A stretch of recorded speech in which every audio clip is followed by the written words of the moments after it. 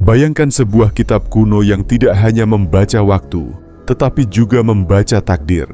Sebuah warisan leluhur yang tidak ditulis sembarangan, melainkan ditenun dari rahasia kosmos, bisikan bintang, dan firasat gaib. Itulah Primbon Jawa, sebuah pusaka pengetahuan yang diwariskan turun-temurun, namun tidak pernah sepenuhnya dibuka kepada khalayak. Banyak orang mengenalnya hanya sebagai buku ramalan. Sebagian lain menganggapnya sekadar tradisi klinik yang dipenuhi pantangan dan perhitungan hari baik. Namun, di balik itu semua, tersembunyi ajaran yang jauh lebih dalam. Ajaran yang menyentuh inti kesadaran manusia, hubungan antara makrokosmos dan mikrokosmos, dan rahasia tentang bagaimana hidup ini seharusnya dijalani. Pertanyaan besarnya adalah, mengapa sebagian besar dari pengetahuan ini tidak pernah diajarkan secara terbuka? Mengapa ada bagian-bagian dari primbon yang sengaja ditutupi, hanya diajarkan dari guru ke murid dalam lingkaran terbatas? Apakah rahasianya terlalu berbahaya? Ataukah karena hanya sedikit orang yang mampu benar-benar memahaminya? Dalam video ini, kita akan menyingkap sisi tersembunyi dari Primbon Jawa. Bukan sekadar hitungan weton, bukan pula ramalan nasib, melainkan lapisan terdalam yang jarang disentuh. Kita akan menelusuri jejak sejarahnya, menggali filosofi di balik setiap ajaran, hingga membuka rahasia praktis yang masih relevan untuk kehidupan modern. Bayangkan bila ternyata primbon bukan sekadar alat meramal, melainkan peta spiritual untuk memahami diri, membaca irama alam semesta, dan menyelami takdir manusia. Bayangkan bila setiap angka, setiap hari, setiap simbol di dalamnya adalah pintu menuju rahasia kosmos yang lebih besar. Maka pertanyaannya bukan lagi apa isi primbon, melainkan apa yang tidak pernah diajarkan darinya. Dan jawaban itulah yang akan kita bongkar malam ini. Untuk memahami apa yang tidak diajarkan dalam primbon, kita perlu mundur jauh ke masa lalu, ke jantung kebudayaan Jawa, ketika manusia tidak hanya hidup berdampingan dengan alam, tetapi juga membaca dan menafsirkan setiap getaran halus yang ada di dalamnya. Primbon bukanlah sekadar catatan hitam di atas putih. Ia adalah hasil dari ribuan tahun pengamatan leluhur terhadap hubungan manusia, alam, dan jagat raya. Dalam pandangan Jawa, hidup ini bukanlah garis lurus, melainkan lingkaran tak berujung. Waktu tidak bergerak maju begitu saja, melainkan berputar, mengulang, dan beresonansi dengan pola kosmik. Dari situlah lahir perhitungan hari, pasaran, neptu, hingga perjodohan, bukan sebagai ramalan kaku, melainkan sebagai cara untuk membaca gelombang kehidupan. Bayangkan seorang petani di masa lalu. Ia tidak hanya menanam padi karena musim hujan tiba, tetapi juga menunggu hari tertentu yang dianggap selaras dengan energi bumi. Seorang pemimpin kerajaan pun tidak asal memilih tanggal penobatan, melainkan menghitung dengan teliti momentum kosmik agar selaras dengan takdir kerajaannya. Semua ini terekam dalam primbon, namun disamarkan dengan simbol-simbol sederhana agar hanya mereka yang paham yang bisa membacanya. Di balik semua perhitungan itu, tersembunyi filosofi mendalam, bahwa manusia adalah jagat cilik, mikrokosmos, cerminan dari jagat gede, makrokosmos. Artinya, setiap peristiwa dalam hidup kita tidak terlepas dari irama semesta. Apa yang terjadi di langit beresonansi dengan bumi.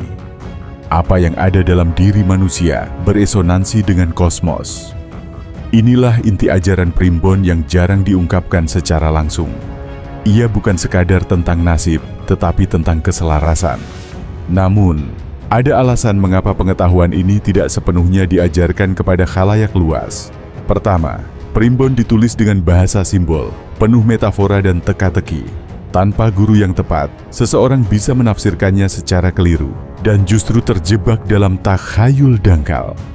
Kedua, sebagian ajaran primbon dianggap memiliki daya gaib, sehingga hanya boleh diajarkan pada mereka yang telah menjalani laku batin, puasa, tirakat, dan tapa berata.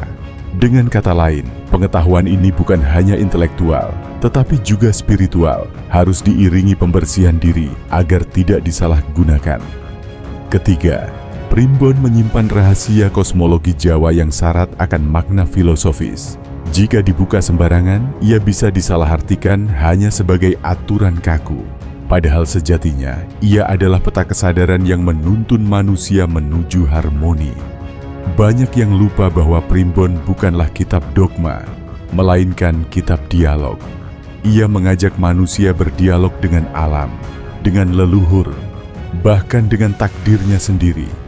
Jadi ketika orang berkata primbon hanyalah buku ramalan, itu ibarat melihat permukaan samudra tanpa menyadari kedalaman yang tak terukur di bawahnya. Mari kita mulai membuka lembar demi lembar rahasia primbon.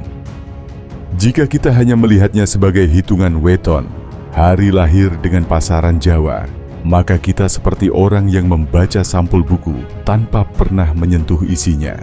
Yang jarang diajarkan adalah bahwa setiap weton bukan hanya angka, melainkan getaran energi, sebuah tanda yang menghubungkan perjalanan jiwa dengan irama jagat raya.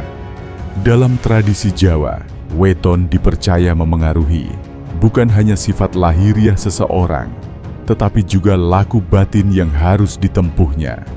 Misalnya, ada weton yang dikatakan membawa energi kepemimpinan, tetapi di baliknya tersimpan ujian besar berupa kesombongan. Ada pula weton yang tampak sederhana, namun justru menyimpan kekuatan tersembunyi dalam hal spiritual. Inilah dimensi yang jarang dibicarakan. Primbon tidak sekadar memetakan siapa kita, tetapi juga ujian apa yang harus kita hadapi. Analogi yang sering digunakan oleh para pinisepuh adalah peta perjalanan. Bayangkan hidup sebagai perjalanan jauh. Primbon tidak mengatakan kemana kita harus pergi, melainkan menunjukkan jalan mana yang licin, mana yang terjal, dan mana yang penuh bunga. Ia memberi peringatan, jika kamu memilih jalan ini, bersiaplah dengan tantangan tertentu. Dengan begitu, primbon sebenarnya adalah kitab tentang kesadaran pilihan. Namun ada hal yang lebih dalam lagi. Setiap hitungan Neptu, setiap kombinasi hari dan pasaran, diyakini sebagai representasi energi kosmik yang menyatu dalam diri manusia. Inilah sebabnya mengapa pernikahan, kelahiran, hingga pindah rumah dihitung dengan teliti. Bukan sekadar mencari hari baik agar acara lancar, tetapi memastikan bahwa tindakan manusia tidak menabrak irama alam semesta. Sebab ketika manusia melawan irama kosmos, yang muncul adalah kekacauan batin dan keretakan dalam hidup. Lalu, mengapa hal-hal seperti ini jarang dijelaskan? Karena jika dipahami setengah-setengah, orang bisa terjebak dalam fatalisme. Mereka bisa berkata, "Saya lahir dengan weton buruk, maka hidup saya pasti sial." Padahal sejatinya, primbon bukan untuk menakut-nakuti, melainkan untuk membimbing. Seperti seorang navigator, ia tidak menentukan kapal harus berlayar kemana, tetapi memberitahu kapan badai datang, kapan angin mendukung, dan kapan sebaiknya menunda. Yang tidak diajarkan secara terbuka adalah bagaimana setiap orang bisa mengolah kelemahan wetonnya menjadi kekuatan. Primbon, pada tingkat terdalam, justru mengajarkan bahwa setiap jiwa datang ke dunia dengan bekal unik. Ada yang membawa ujian berat, ada yang membawa kemudahan. Semua itu bukan hukuman, melainkan jalan masing-masing untuk mencapai kesempurnaan batin. Maka, primbon sejatinya bukanlah kitab takdir yang membelenggu, melainkan cermin diri yang memaksa kita untuk melihat dengan jujur siapa kita, apa kelemahan kita, dan apa yang bisa kita kembangkan. Mari kita masuk lebih dalam ke wilayah yang jarang sekali disentuh ketika berbicara tentang primbon.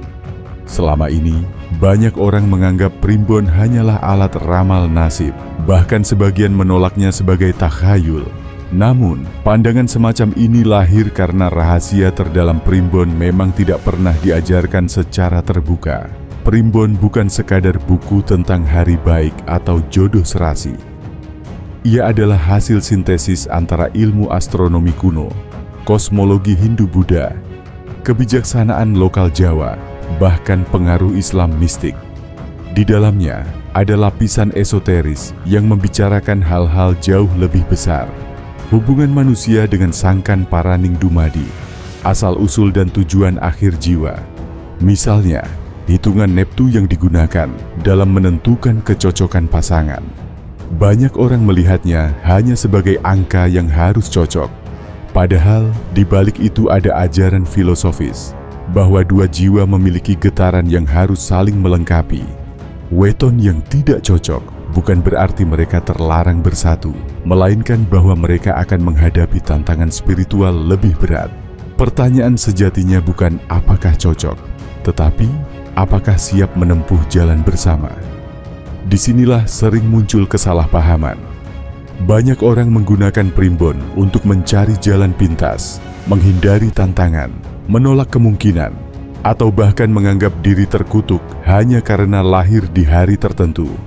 Padahal, para pinisepuh Jawa justru menekankan kebalikan.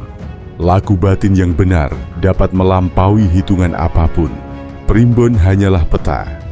Kapal tetap bisa menembus badai, asal nahkodanya sigap dan awaknya setia. Ada pula sisi yang lebih mistis, yang jarang dibuka. Beberapa bagian primbon diyakini memuat ajian terselubung, rumus doa, mantra, hingga tata cara tirakat tertentu yang berfungsi sebagai kunci membuka pintu batin. Namun ajaran ini tidak pernah dituliskan gamblang. Ia hanya disampaikan dari guru ke murid, biasanya setelah murid menjalani ujian panjang. Mengapa demikian? Karena ilmu yang besar selalu membawa konsekuensi besar. Jika jatuh ke tangan yang salah, ia bisa digunakan untuk kepentingan gelap. Contoh lain adalah ramalan zaman kala bendu dan zaman edan dalam naskah primbon tertentu. Banyak yang membacanya hanya sebagai ramalan bencana. Tetapi bila ditelusuri lebih dalam, ia sesungguhnya adalah cermin batin manusia. Edan bukan sekadar kondisi sosial, melainkan keadaan jiwa yang tercerabut dari keseimbangan. Dan pesan tersembunyinya adalah, di tengah zaman edan, orang yang tetap waras, meski harus berpura-pura edan, dialah yang selamat. Ajaran ini adalah kode spiritual tentang bagaimana menjaga kesadaran di tengah kekacauan. Primbon, dengan segala misterinya, sebenarnya selalu berbicara tentang satu hal, keseimbangan. Keseimbangan antara lahir dan batin, antara ikhtiar dan pasrah, antara manusia dan kosmos. Tetapi pesan ini begitu halus, seringkali terselubung di balik angka, simbol, dan cerita.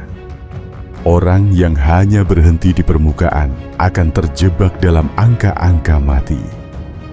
Mereka yang mau menyelam lebih dalam akan menemukan bahwa primbon bukan sekadar menghitung hari, melainkan menghitung kesadaran. Dan inilah alasan mengapa banyak bagian primbon tidak pernah diajarkan secara terbuka. Sebab rahasianya bukan untuk ditelan mentah-mentah, melainkan untuk dipahami, dihayati, dan dijalani. Ada sebuah ungkapan dalam budaya Jawa, urip iku mung mampir ngombe, hidup hanyalah singgah sebentar untuk minum.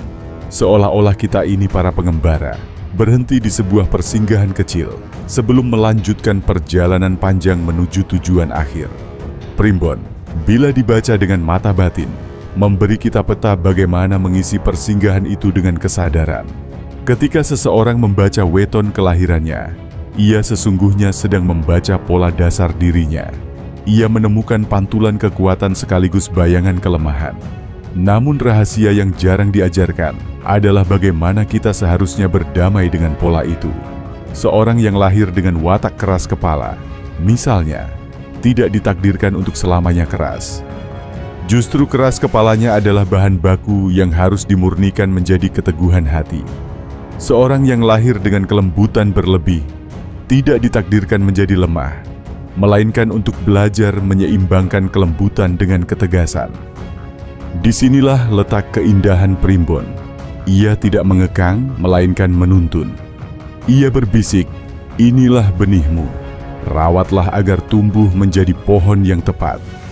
Begitu pula dengan perhitungan hari baik dan buruk. Dalam pandangan lahiriah, orang memilih hari tertentu agar acara terhindar dari bala. Tapi bila dibaca lebih dalam, perhitungan hari itu mengajarkan manusia untuk peka pada ritme alam. Ketika seseorang berani menunggu, menunda, atau menyesuaikan diri dengan putaran waktu, ia sedang belajar merendahkan ego dan menyelaraskan diri dengan sesuatu yang lebih besar daripada dirinya.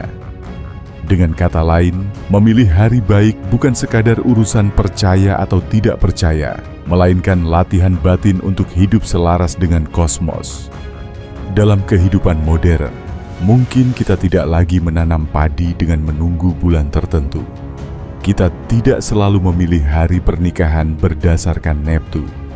Namun, esensi Primbon tetap hidup ketika kita mulai membaca tanda-tanda halus dalam hidup. Kapan waktu tepat untuk memulai sesuatu? Kapan hati meminta kita berhenti sejenak?